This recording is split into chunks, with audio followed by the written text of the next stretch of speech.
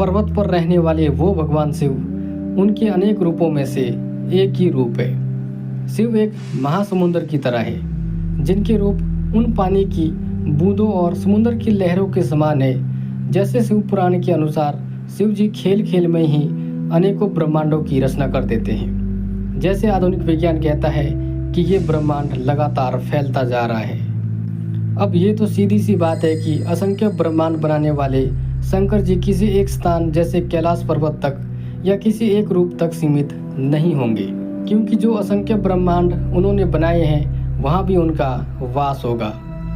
हम ऐसा कैसे कह सकते हैं कि इतनी बड़ी सृष्टि है और महादेव हमारी दुनिया में जो एक पर्वत है उस पर रहते हैं। इसको लेकर शिव पुराण में ही शिव जी इस विषय में यह कहते हैं, जहाँ भगवान शिव कहते हैं कि जिस प्रकार ब्रह्मा जी सृष्टि की रचना करते हैं, विष्णु जी उस सृष्टि के पालनहार होते हैं, ठीक उसी तरह सृष्टि को स्थिर रखने के लिए, संहार और तिरुभाव के लिए भगवान शिव दो रूप लेते हैं, रुद्र और महेश्वर।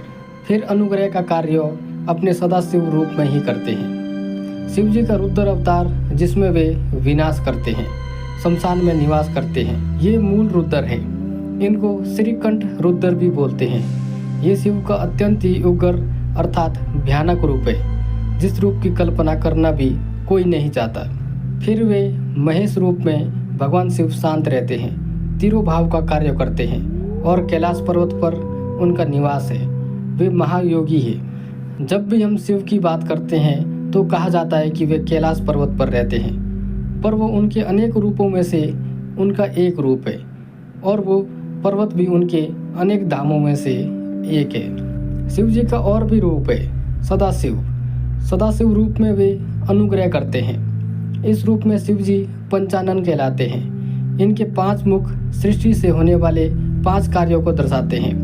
रचना जो ब्रह्मा करते हैं, पालन जो विष्णु करते हैं, संहार जो रुद्र करते हैं, तिरोभाव जो महेश करते हैं और अनुग्रह जो इस सदाशिव रूप में ही भगवान शिव करते हैं। सदाशिव का एक और रूप बाद में शिव के दूसरे रूप में विकसित हुआ, जिसे महासदाशिव के रूप में जाना जाता है, जिसमें शिव को 25 सिर, 70,000 आँखें और 50 भुजाओं के साथ दर्शाया गया है।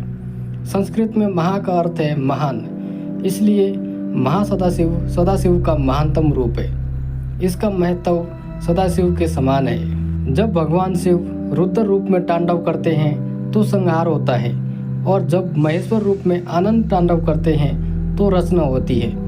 इसमें शिव जी नटराज कहलाते हैं और यह नृत्य भी 5 कार्यों को दर्शाता है, रचना, पालन, संहार, माया, अनुग्रह। तो शिव महासागर की तरह है, लहरों की तरह उनके अनेक रूप है।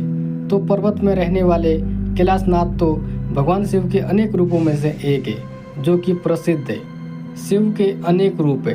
वे शिवलोक अर्थात महाकैलाश में रहते हैं, लेकिन इस दुनिया में कैलाश पर्वत में भी रहते हैं। तो शिव महासागर की तरह है, लहरों की तरह उनके अनेक रूप है। भगवान शिव के अनेक रूप है, इसीलिए एक शिवलिंग के रूप में उनको हम पूज लेते हैं, जो उनके निर्गुण स्वरूप का प्रतीक है। हर हर महादेव।